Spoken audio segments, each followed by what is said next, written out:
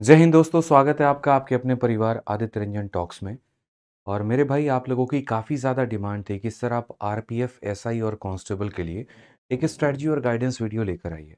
तो ये एक कंप्लीट वीडियो होने वाली है जिसके अंदर में हम आपको संपूर्ण रणनीति बताएंगे और साथ में हम आपको ये पूरे पेपर के बारे में इंफॉर्मेशन देंगे।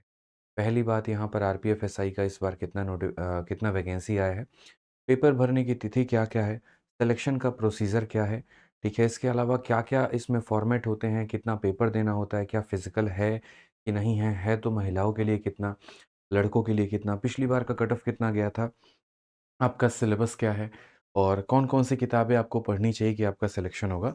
ऐसे करके हमने संपूर्ण जो है आपके लिए पूरी की पूरी वीडियो ये बना रखी है। तो वीडियो को शुरू से लेकर अंत तक देखिएगा ताकि आपको संपूर्ण जानकारी मिल पाए और आधे अधूरे जानकारी में आप अपना कीमती वक्त बर्बाद ना करें। कई बार ऐसा होता है, हम लोगों की बातें मान लेते हैं और बाद में अंत में चल के हमें डॉक्यूमेंट वेरिफिकेशन में और अलग-अलग जगह पर परेशानी का सामना करना पड़ता है। तो हम कभी ऐसा नहीं चाहेंगे कि आपके साथ में ऐसा धोखा हो और आप परेशानी में। तो चलिए आइए मेरे भाई, शुरू करते हैं इस सेशन को। सबसे पहले इस वीडियो के अंदर में हमने क्या रखा है वो हम आपको बता देते हैं। तो जो भी इम्पोर्टेंट डेट है वो आपको ध्यान में रखना है। टोटल वैकेंसी कितना है, फीस कितना है, ऑनलाइन में सिलेक्शन का प्रोसेस क्या है, इसके अलावा योग्यता क्या होनी चाहिए अगर आप इसमें पेपर में भरना चाहते हैं तो। उसके बाद अगर हम बात करें तो आयु सीमा एवं छूट क्या होगी, चयन प्रक्रिया क्या होगा, परीक्षा का पैटर्न क्या होगा, पाठ्यक्रम क्या होगा और रणनीति क्या होगी। जैसे कि आज आपको सबसे ज़्यादा पता है कि पूरे भारत में सबसे ज़्यादा अगर किसी एग्ज़ाम के बच्चे जो है वो तैयारी कर रहे होते हैं संख्या के मामले में, तो वो रेलवे होता है। ठीक है? जहाँ पर अलग-अलग जो है लेवल पर पेपर कराए जाते हैं अलग-अलग स्टैंडर्ड पे और बच्चों का सिलेक्शन भी होता है। तो अगर हम बात करें तो इस बार जो आपकी वैकेंसी आई है उसके अंदर में कांस्टेबल भी है और एसआई भी है, दरोगा भी है। और ये जो भर्ती का नोटिफ़िकेशन आया है ये 1 मार्च 2024 को आया है। इसके लिए जो एप्लीकेशन आवेदन जो हो जाएँगे वो 15 अप्रैल 2024 से शुरू हो जाएँगे। जो आवेदन करने की अंतिम तिथि होगी वो 15 मई होगी, पूरा का पूरा आपको 1 महीने का समय मिला है। अगर हम बात करें यहाँ पर तो फ़ीस पेमेंट का लेकर जो समय है, तो वो आप यहाँ पर 10 मई को फ़ीस पेमेंट कर सकते हैं। 10 मई के बाद में आपकी फ़ीस जमा नहीं की जाएगी। इस बात का ध्यान रखें, तो ये इसका अंतिम तिथि है यहाँ पे और ये ऑफ़लाइन फ़ीस पेमेंट है। कोई बच्चा बोलेगा सर यहाँ पर जो है 15 तारीख तक तो आखिरी डेट है फॉर्म भरने का, तो आप यहाँ पर कैसे कह रहे हैं कि 10 तारीख तक ही पेमेंट हो पाएगा? देखो, 2 तरीके से फ़ीस को पे किया जाता है। ऑफ़लाइन में बैंक के चालान के माध्यम से और ऑनलाइन में जो हो गया आपका, ठीक है? वो आप अपना UPI, debit card, ATM card ऐसे करके इनसे पेमेंट कर सकते हैं। तो जो कई बार क्या होता है ना, बैंक वाला जो पेमेंट होता है उसको रिफ्लेक्ट होने में कुछ समय लग जाता है। तो इसीलिए इन्होंने अंतिम तिथि 10 तारीख तक की मानी है, इसके बाद का उसकी कोई वैल्यू नहीं होगी, ठीक है? और ऑनलाइन में आप 15 तारीख तक जो है पेमेंट कर सकते हैं। अगर हम यहाँ पर बात करें तो इस बार वैकेंसी कितनी है? क्या बच्चों को तैयारी करनी चाहिए? क्या ये वैकेंसी सही है, गलत है या फिर क्या है? तो अगर हम बात करें तो इस बार कांस्टेबल की 4200 के करीब में वैकेंसी है और सब इंस्पेक्टर की 452 की वैकेंसी है। कुल मिलाकर अगर हम बात करें तो 4660 पद हो जाते हैं। इस वैकेंसी की अगर हम बात करें तो 15% वैकेंसी जो है वो महिलाओं के लिए आरक्षित की जाती है। यहाँ पर 15% वैकेंसी जो है फिक्स होता है महिलाओं के लिए। अगर हम वैकेंसी की संख्या की बात करें तो ना ये बहुत ज़्यादा है, ना ये बहुत कम है, लेकिन हाँ मॉडरेट लेवल पर है और इसमें अगर आप अच्छे तरीके से तैयारी करेंगे तो आपको मेरे भाई नौकरी मिल सकती है। ठीक है? बच्चों का ये रहता है कि सर फॉर्म के लिए फ़ीस कितना होगा? कितना रुपया हमको देना होगा इसका फॉर्म भरने के लिए? और क्या कांस्टेबल के लिए अलग फॉर्म भरना है और एसआई के लिए अलग फॉर्म भरना है? तो बिल्कुल भी नहीं, आपको सिर्फ़ एक फॉर्म भरना है, उसी में आप दोनों ऑप्शन को चूज़ कर सकते हैं। आप चाहो तो कांस्टेबल लेना है तो आप कांस्टेबल को टिक करो, एसआई के लिए अप्लाई करना है, एसआई के लिए करो और अगर आपको दोनों के लिए अप्लाई करना है, आप दोनों के लिए अप्लाई करिए। फॉर्म की जो शुल्क है वो मेरे भाई जनरल और ओबीसी के लिए ₹500 है, एससी, एसटी, फीमेल कैटेगरी और एक्स सर्विसमैन के लिए जस्ट उसका आधा ₹250 है। ठीक है? यहाँ पर। उसके अलावा अगर हम बात करें योग्यता क्या होनी चाहिए, तो देखिए 2 अलग-अलग पैमाने के जो है वो पद हैं। एक आपका कांस्टेबल है और दूसरा आपका एसआई है। तो दोनों के लिए जो यहाँ पर योग्यता होगा वो अलग होगा।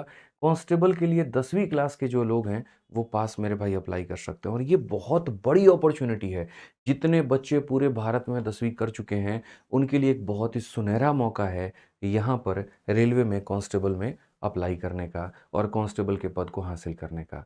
ठीक है, तो आप यहाँ पर आरपीएफ में कांस्टेबल का वैकेंसी जो आया है उसमें अप्लाई करके अपनी सिलेक्शन जो है ले सकते हैं। तो यहाँ पर सब इंस्पेक्टर के लिए क्या हो जाएगा, सब इंस्पेक्टर के लिए जैसा कि आपको पता है बिना ग्रेजुएशन के कोई बात नहीं बनती है।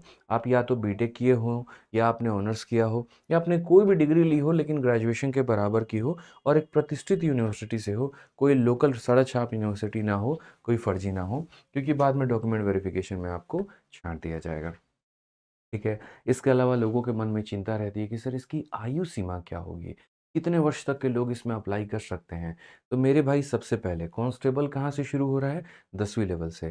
तो मिनिमम जो आयु चाहिए वो कितनी चाहिए? 18 वर्ष। और अधिकतम जो आयु चाहिए वो कितनी चाहिए? 25 वर्ष। इससे ज़्यादा का जो है यहाँ पर एप्लीकेशन नहीं कर पाएँगे। लेकिन सब इंस्पेक्टर की अगर हम बात करें तो वो यहाँ पर ग्रेजुएशन लेवल से आप अप्लाई कर सकते हैं। तो उसके लिए जो आयु चाहिए वो न्यूनतम 20 और अधिकतम 25 है यहाँ पे। दोनों के अपने-अपने पेपर कराने के स्टाइल हैं, अपना-अपना जो है फ़िज़िकल का पैमाना है, हम वो भी आपको बताएँगे तरीके से, ठीक है? बच्चों का ये रहता है कि सर आयु में कोई छूट मिलेगा क्या? बिल्कुल आयु में छूट मिलेगा। ये तो आपके जनरल वालों के लिए जो है वो ऐज का है, बाकी इसके अलावा रिलैक्सेशन भी मिलता है। उम्र में जो है यहाँ पर रिलैक्सेशन मिलेगा, जैसे एससी-एसटी कैंडिडेट को 5 साल का, ओबीसी वाले कैंडिडेट को 3 साल का और इसके नीचे मैंने यहाँ पर पूरा का पूरा जो है आपको डिटेल में मैं बता रखा है, ये भी आपको दे दिया जाएगा। इसके लिए आप हमारा टेलीग्राम जॉइन कर लीजिएगा, मैथ्स बाय आदित्य रंजन। इस पीपीटी की पीडीएफ जो है हम वहाँ पर अपलोड कर देंगे, तो आपको वहाँ पर संपूर्ण जानकारी जो है मेरे भाई मिल जाएगी।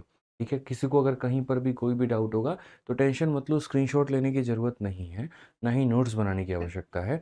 इसकी पीडीएफ हम भेज देंगे आप लोगों के लिए, अपलोड कर देंगे, तो आप यहाँ पर उससे डाउनलोड करके और कहीं पर भी दिक्कत रहा तो आप उसको स्क्रॉल करके जो है पढ़ लीजिएगा। उसके लिए आपको हमारा टेलीग्राम जॉइन ज़रूर करना होगा और टेलीग्राम का लिंक जो है वो हम डिस्क्रिप्शन में दे देंगे, तो वहाँ से जॉइन कर लीजिएगा। आइए चलिए यहाँ पर चयन प्रक्रिया यानी भर्ती के बारे में जानते हैं, किस तरीके से भर्ती होती है और क्या-क्या इसका प्रोसेस होता है। तो सबसे पहले अगर हम बात करें तो पहले फ़ेज़ 1 यानी पेपर नंबर 1 होता है। पेपर नंबर 1 जो होता है वो ऑनलाइन होता है, कंप्यूटर बेस्ड टेस्ट होता है। इसके अंदर में कितने पेपर आते हैं, कितने क्वेश्चन्स आते हैं, कितना समय रहता है वो हम आगे चल के आपको बताएँगे।